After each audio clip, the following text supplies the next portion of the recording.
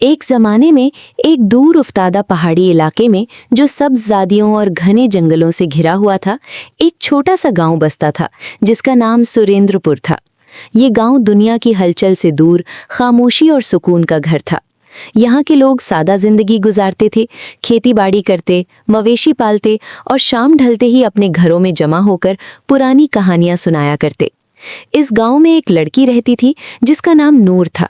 नूर 17 साल की थी, लेकिन उसकी आंखों में एक अजीब सी गहराई थी जो उसकी उम्र से कहीं ज्यादा बूढ़ी लगती थी।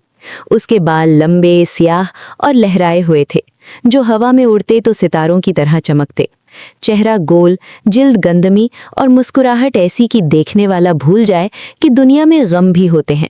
मगर नूर की मुस्कुराहट शाज़ो नादे ही किसी के सामने आती थी। वो ज्यादातर अकेली रहती, गांव के किनारे पर वाक़ एक पुराने मकान में, जो उसके दादा की मिरास थी।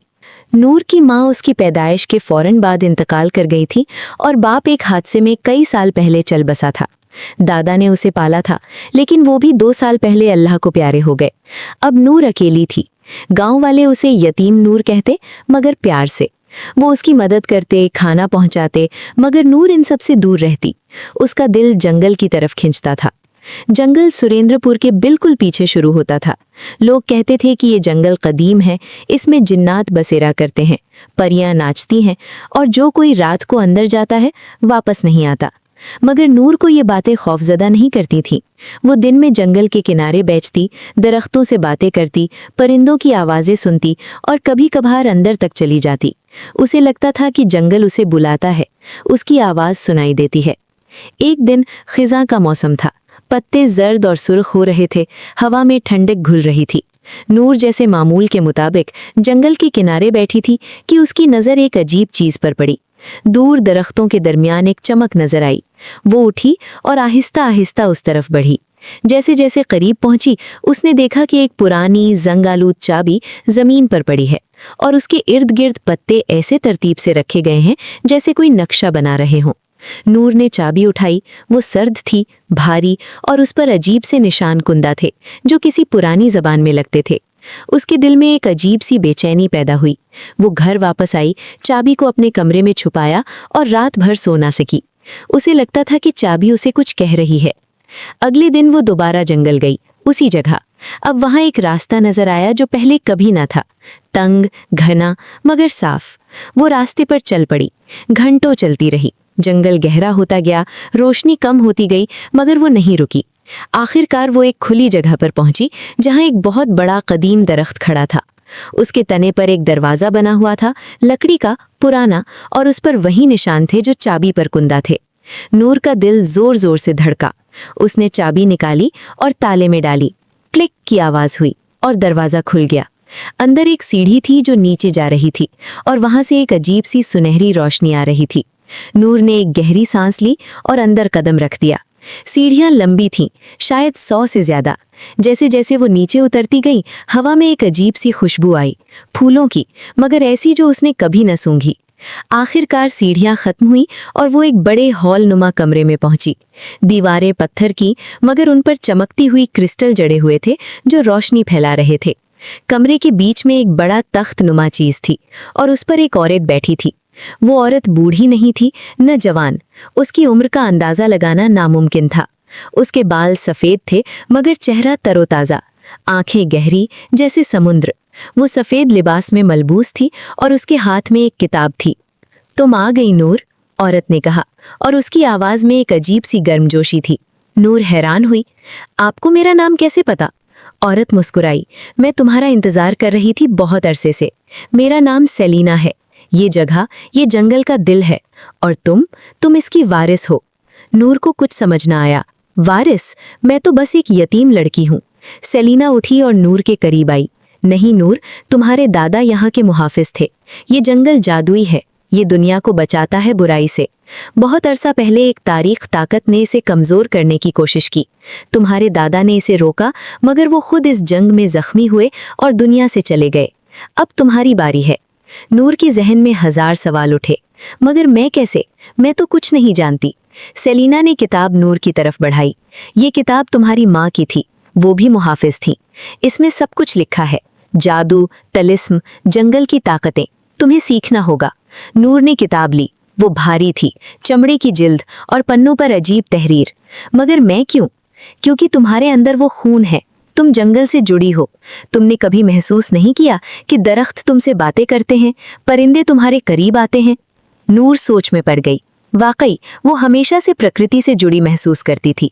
अगले कई दिन नूर इस ज़ेरे ज़मीन कमरे में रही। सेलिना ने उसे सिखाया जादू के बुनियादी उसूल, दरख्तों से बात करने का तरीका, हवा को हुक्म देना, पानी को बहाना। नूर तेजी से सीखती थी। उसे लगता था कि ये सब उसके अंदर पहले से मौजूद था, बस जाग रहा था। मगर एक दिन सेलिना ने कहा, अब वक्त आ गया है कि तुम बाहर की दुनिया में जाओ। तारीख ताकत वापस आ रही है। उसका नाम वोल्टेयर है। वो एक पुराना जादूगर है जो अमर होना चाहता है, और इसके लिए उसे जंगल की मरकजी क्रिस्टल चाहिए जो यहाँ इस कमरे के बीच में है। नूर ने क्रिस्टल की तरफ देखा। वो बड़ा, नीला, चमकता हुआ था। सेलिना ने कहा, तुम्हें इसे बचाना है, मगर अकेली नहीं, तुम्हें साथी चाहिए। साथी? नूर ने पूछा। हाँ, जंगल तुम्हें बताएगा। जाओ और सुनो। नूर ऊपर आई, दरवाजा बंद किया और जंगल में चल पड़ी। वो बैठी, आंखें बंद की और कान लगाए। हवा में सुसपुसाहटें आईं। वो उठी और एक सिमत चल पड़ी। कई मील चलने के बाद वो एक झील पर पहुंची। झील का पानी साफ, नीला। वहां एक लड़का बैठा था, मछली पकड़ रहा था। वो खूबसूरत था, लंबे बाल, मजबूत जिस्म। उसका नाम अरहान था। वो गांव का नहीं था, मुसाफिर था। नूर उसके करीब गई। तुम यहाँ क्या कर रहे हो? अरहान ने मुस्कुरा कर देखा। मछली पकड़ रहा हूँ। तुम? मैं तलाश कर रही हूँ। क्या? साथी की। अरहान हंसा। तुम मिल गया? नूर हैरान हुई, मगर कुछ अजीब सा लगा। अरहान के पास एक तलवार थी, पुरानी मगर तेज। वो बहादुर लगता था। दोनों ने बातें की। अरहान ने बताया कि वो एक जंगजू है, अपने परिवार के इंतकाम की तलाश में। उसका बाप एक जालिम हुक्मरान के हाथों मारा गया था। वो सफर कर रहा था। नूर ने अपनी कहानी सुनाई। अरहान ने यकीन किया, क्योंकि उसने भी जंगल की अजीब आवाजें सुनी थी। अब वो दोनों थे। वो आगे बढ़े। जंगल ने फिर रहनुमाई की। एक गार में उन्हें एक बूढ़ा मुलाजिम मिला जिसका नाम मुस्तार था। वो जादू जानता था, लेकिन कमजोर हो चुका था। वो उनका उस्ताद बना। फिर एक परिंदा आया, बड़ा, सुनहरी पंखों वाला। वो नूर से बात करता था। उसका नाम फीनिक्स था, लेकिन असली फीनिक्स नहीं, एक जादुई मखलूक। वो उनकी निगरानी करता। अब टीम मुकम्मल थी। नूर, जादूगरनी, अरहान, जंगजू, मुस्तार, उस्ताद, फीनिक्स, रहनुमा। वोल्टेयर की फौज करीब आ रही थी। वो साए थे, भूत, तारीख मखलूकात। पहली जंग एक छोटी वादी में हुई। नूर ने पहली बार अपना जादू इस्तेमाल किया। हवा को तूफान बनाया, दरख्तों को हथियार बनाया। अरहान तलवार चलाया, मुस्तार ने हिफाजती हल्का बनाया। वो जीत गए, लेकिन थक गए। दिन गुजरते गए, जंगें होती रहीं, नूर मजबूत होती गई। अरहान और नूर के दरमियान मोहब्बत उभरी, खामोश मगर गहरी। वो एक दूसरे के लिए जान दे सकते थे। आखिरकार आखिरी जंग का दिन आया। वोल्टेयर खुद आया, स्याह लिबास में, आंखें सुर्ख। वो ताकतवर था। उसने क्रिस्टल तक एक्सेस करने की कोशिश की। जंग अजीम थी। मुस्तार जख्मी हुआ, फीनिक्स गिरा, अरहान लड़ता रहा। आखिर में नूर और वोल्टेयर आमने सामने। वोल्टेयर ने कहा, तुम हार जाओगी बच्ची। नूर ने जवाब दिया, नहीं, ये जंगल मेरा है, मेरी माँ का, दादा का।